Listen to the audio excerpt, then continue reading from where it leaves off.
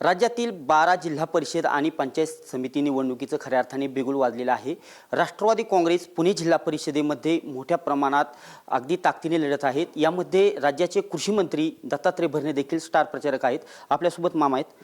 मामा, काय सांगाल? खऱ्या अर्थाने निवडणुकीचा आज शेवटचा फॉर्म भरण्याचा दिवस आहे। आपण स्टार प्रचारकमध्ये कशी रणनीती असणार आहे राष्ट्रवादी काँग्रेसची? आपल्या सगळ्यांना माहिती आहे की आमचे नेते अजितदादा पवार साहेब किंवा आमचा राष्ट्रवादी पक्ष आणि दोन्ही राष्ट्रवादी पक्ष आदरणीय मोठे साहेब असतील, ताई असतील, या सगळ्यांच्या एक फॉर्म्युला ठरलेला आहे की राज्यामध्ये जिल्हा परिषदेच्या निवडणुकीमध्ये, पंचायत निवडणुकीमध्ये एकत्र सामोरं जायचं। त्याप्रमाणे तो निर्णय हा वरिष्ठांनी घेतलेला आहे। शेवटी एकदा नेत्यांनी निर्णय घेतलेला तो आम्ही सगळ्यांनी मान्य करायचं ठरवलेलं आहे।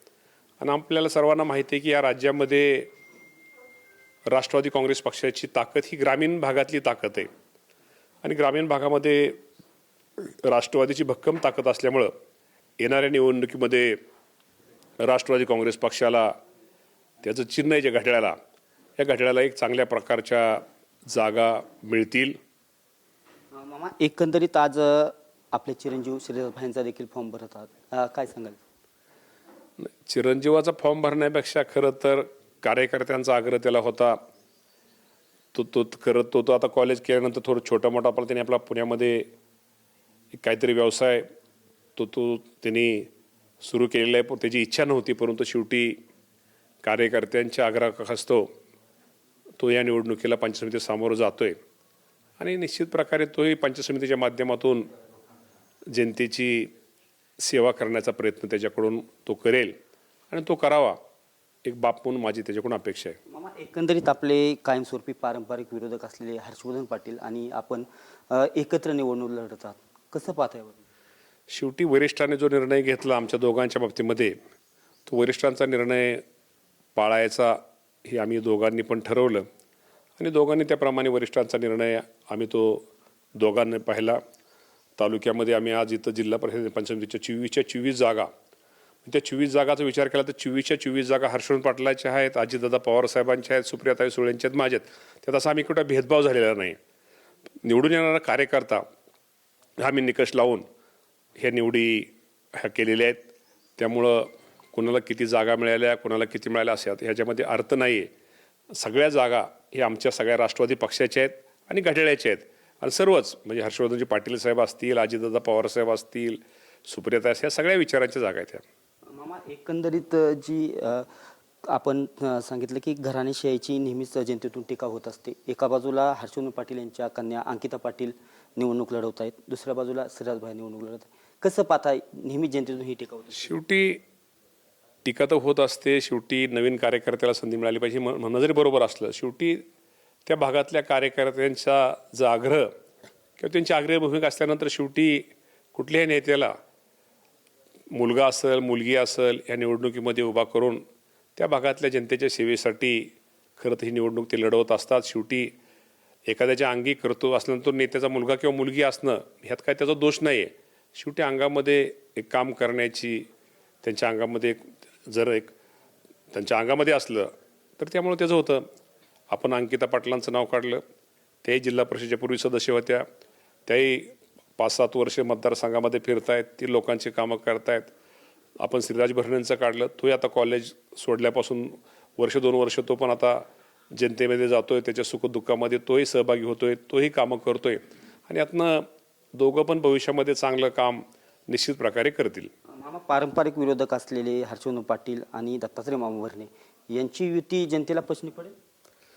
शेवटी जनता आम्हाला मानणारे कार्यकर्ते, त्यांना मानणारे कार्यकर्ते, शेवटी सगळी एखादी गोष्ट नवीन असते त्यामुळं सगळ्यालाच पसंत पडत नाही, पण मेजॉरिटी ते जनतेला पसंत पडते आणि त्यातनं हळूहळू जर जनतेचा थोडा रोष, राग, कुणाला तिकीट मिळालं, कुणाला तिकीट कापलं, कुणाला मिळालं नाही, तर थोडाफार राग असतो, राग असं म्हणणं असतो, परंतु हळूहळू तो राग जसं रात्र दिवस जाईल तसा तो राग त्यांचा कमी होऊन जनता आम्हा दोघांच्या युतीला नक्कीच स्वीकारेल। मामा, काही दिवसांपूर्वीच नगरपालिकेची निवडणूक झाली, यावेळेस प्रदीप गारटकर असतील, प्रवीण माने असतील, हर्षवर्धन पाटलांनी अशीच एकत्र येऊन युती केली होती।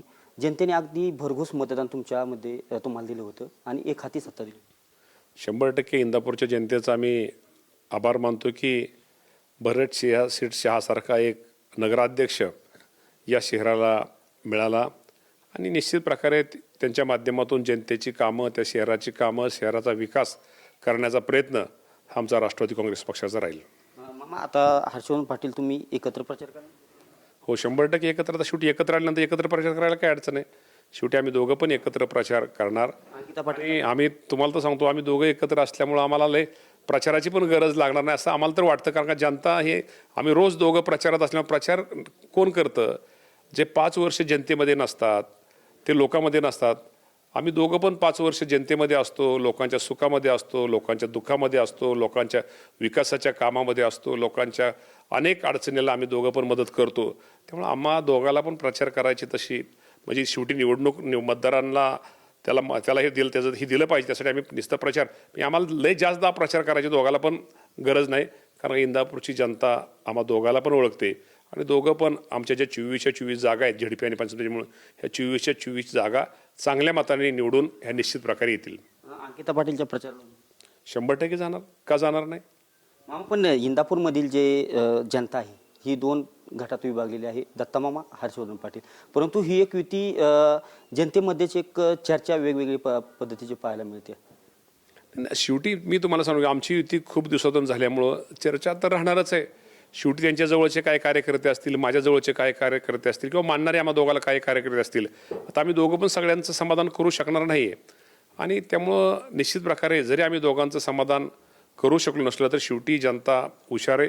ते नंतर आम्हाला हळूहळू दोघाला पण आम्हाला ते स्वीकारेल. मामा, एकंदरीत हर्षवर्धन पाटील भारतीय जनता पार्टी असेल, सुरुवातीला काँग्रेस, नंतर आता तुतारी आणि आता घड्याळच्या चिन्हावर लढवत आहेत.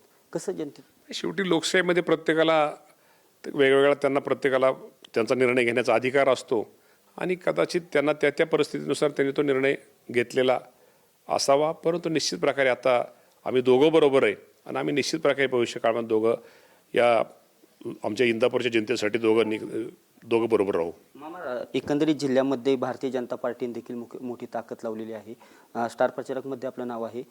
काय पुणे जिल्हा परिस्थिती राहील? कारण स्थापनेपासून राष्ट्रवादी सत्ता आहे. भारतीय जनता पार्टी असू दे किंवा कुठली पार्टी असू द्या, कुठलाही पक्ष असू द्या, शेवटी प्रत्येकाने ताकद ही लावलीच पाहिजे आणि त्यामुळं कदाचित भारतीय जनता पार्टीने ताकद लावली असावी. आणि आम्ही एवढं सांगतो की ही जिल्हा परिषद पूर्वीपासून अजितदादा पवार साहेबांच्या नेतृत्वाखाली काम करते, एक चांगलं काम करते. या जिल्हा परिषदेच्या माध्यमातून खूप चांगला विकास या तालुक्यामध्ये जिल्ह्यामध्ये झालेला आहे आणि इथली जिल्हा परिषद कालही दादाची होती, आजही दादाची आहे आणि उद्याही ही जिल्हा परिषदेवरती सत्ता अजितदादा पवार साहेबांची राहील हा मला विश्वास आहे. आणि या राज्याचे मुख्यमंत्री देवेंद्र फडणवीस साहेब असतील, एकनाथजी शिंदे साहेब असतील, अजितदादा पवार साहेब असतील, ही सगळी मंडळी एक विचार कुठंतरी विकासाचा दृष्टिकोन ठेवणारी मंडळीत, तर निश्चित प्रकारे या जिल्ह्याचा एक महायुतीचा घटक म्हणून एक चांगल्या प्रकारचा विकास होईल. 7 तारखेला झेंडा राष्ट्रवादीचा 7 झेंडा फडकणार नाही, म्हणजे चांगला लावून फडकणार. हे दत्तात्रय मामा भरणे होते. येत्या 7 तारखेला पुणे जिल्हा परिषदेवरती राष्ट्रवादीचा झेंडा फडकेल आणि हर्षवर्धन पाटील आणि आमचा स्वतःचा प्रचार हे नक्कीच लोक स्वीकारतील असा देखील विश्वास दत्तात्रय भरणे यांनी व्यक्त केलेला आहे. कॅमेरा पर्सन राजपुरेसह मी दीपक कापरे, TV9 मराठी, बारामती.